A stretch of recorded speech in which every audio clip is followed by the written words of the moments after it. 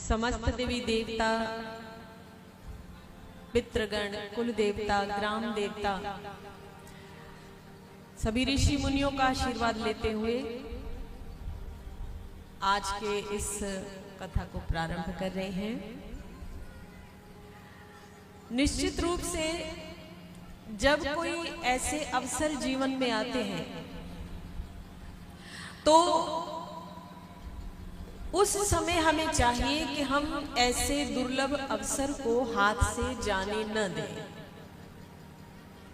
क्योंकि जिस प्रकार से आप मान लीजिए किसी घर से कुछ दिन के लिए बाहर जा रहे हैं और अपने एक सफेद वस्त्र को आप अपने घर के कमरे में कहीं कील या किसी स्थान पर टांग के चले जाइए। उसके बाद आप 5-10 दिन, हफ्ता, 15 दिन, महीना भर घर से बाहर रहें। 15-20 दिन बाद जब आप घर वापस आएंगे तो आप क्या पाएंगे कि जो सफेद वस्त्र आप बिल्कुल साफ स्वच्छ छोड़ के गए थे ना, उस पे धूल आ गई है, उस पे मिट्टी आ गई है, वो थोड़ा मैला, थोड़ा मलिन हो गया है। आप विचार करना, आप तो कमरे का दरवाजा बंद करके गए थे, घर को ताला लगा कर गए थे, फिर ये कैसे हुआ कि घर में जो सफेद वस्त्र पड़ा था वो फिर भी कुछ ना कुछ थोड़ा बहुत मैला हो गया, उसमें मिट्टी आ गई, घर के सामान पर थोड़ी थोड़ी मिट्टी आ गई, बंद दरवाजों के बाद भी आपके फर्श पर मिट्टी आ गई।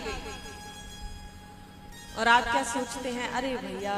मैं तो सारे दरवाजे बंद करके गई थी, सब कुछ बंद था, फिर ये धूल मिट्टी कहां से आ गई। ठीक इसी तरह हमारा जो मन है ना, ये एक सफेद चादर के समान है, सफेद कपड़े के समान है। जब हम दुनिया में, संसार में कार्य व्यवहार करते हैं, विचरण करते हैं, तो न चाहते हुए भी, भले ही आप कितने सज्जन हो, आप कितने भले हो, आप कितने अच्छे व्यक्तित्व के स्वामी हो, लेकिन फिर भी कुछ ना कुछ मिट्टी, कुछ ना कुछ धूल अवश्य आपके मन मस्तिष्क को प्रभावित करती है, आपके न चाहने के बाद भी।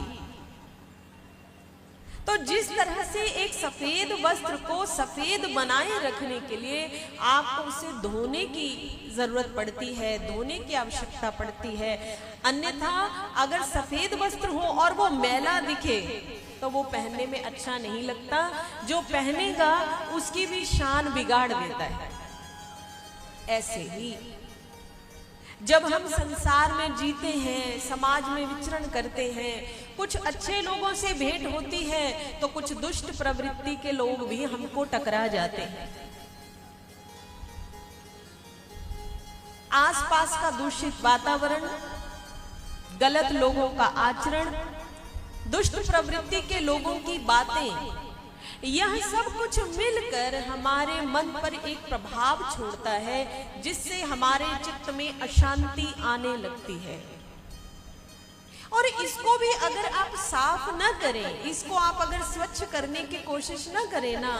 तो फिर ये धीरे धीरे आपके जीवन में डिस्टर्बेंस लाने लगेगी, परेशानी लाने लगेगी।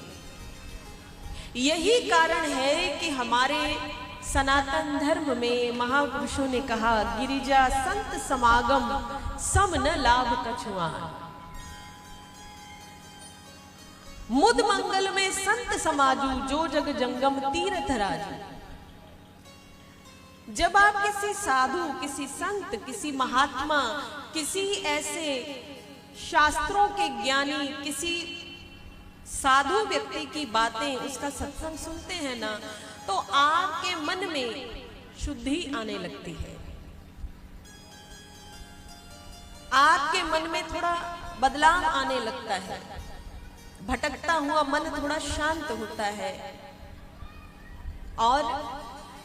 जब मन शांत होता है तो आप दुनिया के काम आराम से कर पाते हैं। इसीलिए हमेशा ऊपर वाले को, भगवान को, परमात्मा के भजन भक्ति की बात कही गई है। और सनातन धर्म ऐसा है जहां पर हर एक मतांतर